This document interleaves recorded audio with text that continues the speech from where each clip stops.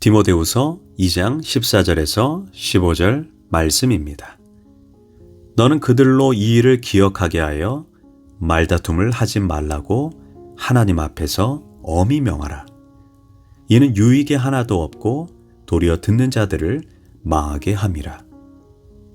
너는 진리의 말씀을 옳게 분별하며 부끄러울 것이 없는 일꾼으로 인정된 자로 자신을 하나님 앞에 드리길 힘쓰라. 아멘. 할렐루야. 오늘도 좋은 날입니다. 디모데후서 2장 14절에서 18절 말씀 묵상입니다. 오늘은 하나님께 인정받는 사람이라는 제목으로 말씀을 나누도록 하겠습니다. 우리가 하나님의 일을 할 때 가장 중요한 것은 하나님께 인정을 받는 것입니다. 나는 하나님의 일에 열심을 내고 있는데 하나님이 나를 인정하지 않는다면 무슨 소용이 있겠습니까? 그럼 어떻게 해야 하나님께 인정을 받을 수 있을까요? 14절입니다.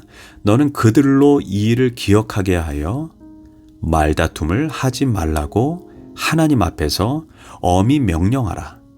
이는 유익이 하나도 없고 도리어 듣는 자들을 망하게 함이라. 첫째, 바울은 말다툼하지 말라고 우리에게 경고합니다.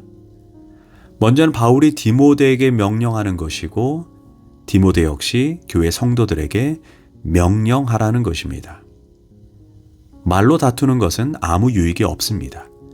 가정에서, 직장에서, 공동체에서 말싸움하지 말라는 것입니다. 말은 언제나 유순하게 부드럽게 해야 합니다. 싸움하는 투로, 공격하는 투로 투명스럽게 말해서는 안 됩니다. 남을 이기려는 의도, 또한 남의 의견을 꺾으려는 생각에서 말해서는 안 됩니다. 우리는 무슨 말을 하게 되면 꼭 내 생각대로 관철시키려고 듭니다. 그야말로 흑백 논리입니다. 다툼의 원인입니다. 우리가 대화할 때는 세 가지 태도가 있어야 합니다. 첫 번째 태도는 상대방의 다름을 인정해야 합니다. 나와 대화하는 상대방을 무시하거나 인정하지 않고는 진정한 대화가 이루어지지 않습니다. 두 번째 태도는 듣는 마음을 가져야 합니다. 나와 생각이 달라도 중도에 끊어서는 안 됩니다. 끝까지 다 듣고 난 후에 말해야 합니다. 세 번째 태도, 내 의견을 제시할 때에도 겸손하게, 덕스럽게 상처 주지 않고 말해야 합니다. 꼭 말할 때 싸우는 것처럼 말하는 사람이 있습니다. 사실 교양 없는 모습입니다. 원래 교양 있는 사람은 음성이 낮습니다. 소리가 커서는 안 됩니다. 남이 듣든 말든 그냥 있는 대로 소리 지르고 떠들고 함부로 말합니다. 이는 성숙하지 못한 언어 습관입니다. 절대로 말싸움에서는 안 됩니다. 논리로 이기면 뭐 하겠습니까? 가슴이 다치는데 말로 되는 것이 아닙니다. 바울이 왜 이런 말을 할까요? 바울이 경험이 있는 것입니다. 그가 유일하게 교회를 세우지 못한 곳이 있습니다. 아테네입니다. 우리가 알다시피 공부를 많이 한 사람의 특징이 지식이 많아서 그런지 논쟁을 굉장히 잘합니다. 바울은 헬라 철학에 능통했습니다. 그래서 아테네에서 복음을 전할 때 그리스 철학자들과 논쟁을 많이 했습니다. 그는 자신의 논리와 지혜로 말싸움에는 이겼지만 그 결과 적이 생기고 전도는 안 되었습니다. 그 사람이 말싸움에 지고 집으로 가면서 뭐라고 했겠습니까? 거 바울 선생 말 되게 잘하네. 그런데 열받네 하고 갔을 것입니다. 그 결과 유일하게 바울은 아테네에서 교회를 세우지 못했습니다. 그러므로 그가 한평생 뼈저리게 느끼고 고백하는 말이 바로 그리스도 안에서 말싸움하지 말라는 것입니다. 말싸움은 이겨도 져도 서로에게 무익하다는 것입니다. 그래서 바울은 교회에서 절대로 말싸움하지 말라고 엄히 명령하는 것입니다. 두 번째, 어떻게 해야 하나님께 인정을 받을까요? 15절에서 바울은 디모데에게 진리의 말씀을 옳게 분별하라고 당부합니다. 여기서 옳게 분별하다는 말은 원어로 똑바로 재단하여 자르다라는 뜻입니다. 즉 하나님의 말씀을 정확하게 이해하고 해석한 후에 바르게 적용하라는 의미입니다. 예전에 조윤기 목사님이 목회자 수련회 때 이런 말씀을 한 적이 있습니다. 목회자는 엄마가 가족을 위해 정성껏 음식을 만드는 것처럼 그런 마음으로 말씀을 준비하고 가르쳐야 한다고 했습니다. 엄마는 자녀를 위해서 음식을 준비할 때 아무 재료나 사용해서 아무렇게나 음식을 만들지 않습니다. 엄선된 재료로 다양한 양념을 사용하고 최상의 레시피로 정성껏 만듭니다. 그러면서 어떻게 하면 가족들이 음식을 맛있게 먹게 할까 고민합니다. 아무리 자녀들이 김치찌개를 좋아한다 해서 똑같은 음식을 연속해서 주지 않습니다.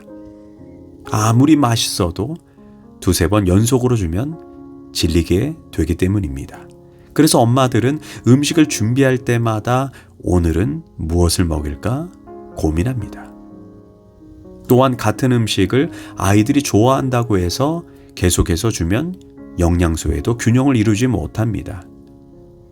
이처럼 주의 종은 엄마가 음식을 정성껏 만드는 것처럼 최선을 다해서 말씀을 준비해야 하고 다양하고 균형 있게 말씀을 전해야 합니다.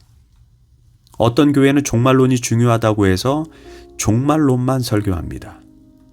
어떤 교회는 성령론이 중요하다고 해서 성령론만 설교합니다. 어떤 교회는 오직 전도라고 해서 전도만 설교합니다. 어떤 교회는 은사가 중요하다고 해서 은사만 집중적으로 설교합니다. 어떤 교회는 구약만, 어떤 교회는 신약만 설교합니다. 물론 다 값진 주제이지만 주의 종은 성도들에게 균형을 맞추어 골고루 설교할 줄 알아야 합니다. 또한 엄마가 음식을 만들 때 가족들과 자녀들이 좋아하는 음식을 만들어야 합니다. 아이들이 전혀 좋아하지 않는데 엄마가 생선을 좋아한다고 해서 계속해서 생선을 만들어주면 결국 아이들은 먹지 않습니다.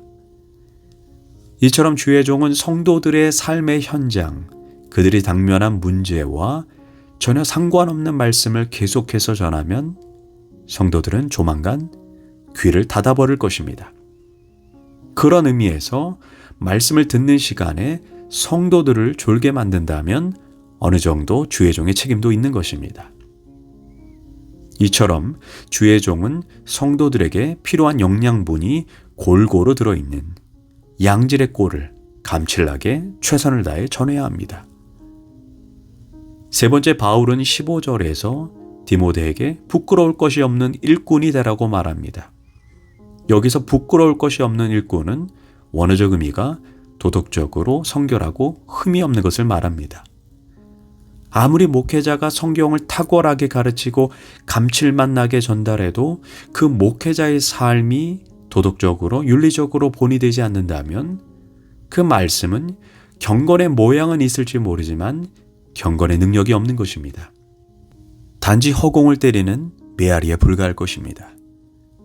다시 말해 그 말씀이 목회자의 삶을 통과하지 않고 목회자의 삶에서 우러난 말씀이 아니라면 그 말씀은 절대로 성도들의 심령을 변화시키지 못합니다. 김요셉 목사님이 쓴 책 중에 삶으로 배운 것만 남는다라는 책이 있습니다. 목회자가 본을 보이고 그 말씀대로 윤리적으로 도덕적으로 사는 모습을 보여줄 때야 비로소 성도들은 그 말씀을 올바르게 배우게 되고 습득하게 된다는 것입니다.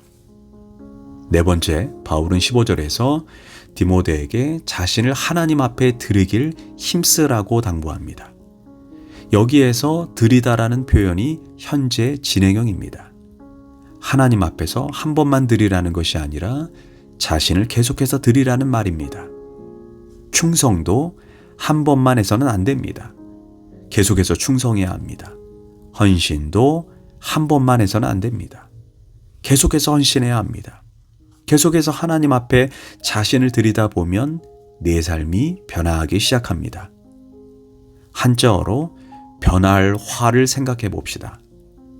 화자를 분석해 보면 사람인과 칼비가 합쳐진 글자입니다. 즉 사람이 칼로 자신의 자아를 죽일 때 변화가 일어난다는 것입니다. 즉 말씀의 칼로 자아를 쪼갤 때 그 사람은 변화하기 시작합니다.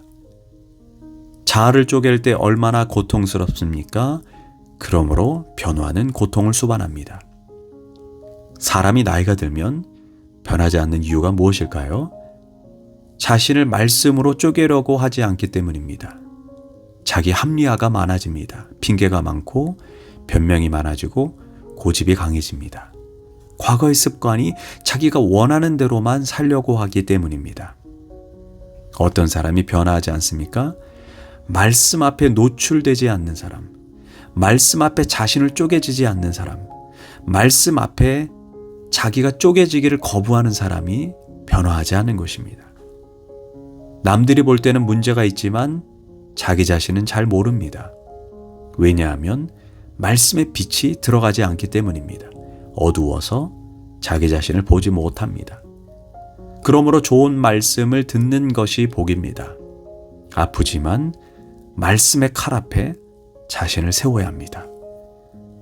이처럼 하나님께 인정받는 사람은 절대로 말다툼하지 않습니다. 또한 말씀을 올바르게 가르치고 올바르게 적용합니다. 무엇보다 그 말씀 앞에 자신을 세우고 쪼개는 사람입니다. 기도하겠습니다. 하나님, 우리가 주님의 일을 하면서 하나님께 인정받는 사람이 되기를 원합니다. 하나님께 인정받는 사람은 다른 것이 아닙니다. 내가 하나님 앞에 서 있다는 것을 항시 잊지 않고 말하고 그리고 가르치고 그 말씀 앞에 자신을 세우는 사람임을 우리가 잊지 않게 하소서. 예수님의 이름으로 기도합니다. 아멘.